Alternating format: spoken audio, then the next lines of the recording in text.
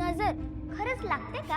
आज हा प्रश्न सॉल्व्ह करूनच टाक. सायकोलॉजी बिहाइंड नजर लागणे. तर विषय असा आहे मित्रांनो की नजर लागणं हे फक्त आपल्या चाळीपुरतीच मर्यादित नाहीये. सगळ्याच जगाचा विश्वास आहे याच्यावर. पण हे नजर लागणं यात नक्की होतं काय? सगळं नीट असतं पण अचानक काही गोष्टी आपल्याला जाणवायला लागतात. जसं की रडायला येतं, डोकं दुखतं, अशक्तपणा येतो, काम बिघडतं, चांगल्या कामात व्यत्यय येतो. काही लोक याला अंधश्रद्धा समजतात आणि काही लोक याला खूप सिरियस घेतात, फार लिंबू मिरचीच्या माळ्या गळ्यात घालतात. पण आता ऐकूयात सायकोलॉजी ह्याच्याबद्दल काय म्हणतं. तर याला म्हणतात नोसेबो इफेक्ट. तर यात होतं काय की घरच्यांना वाटतं की आपल्यावरती कोणाची तरी वाईट नजर पडली. या गोष्टीचं इतकं ओव्हरथिंक केलं जातं, याचा परिणाम आपल्या शरीरावर आणि मनावर होतो. पण सायन्स याला डायरेक्ट धडकावून लावतो. पण रुको जरा, सबर करो.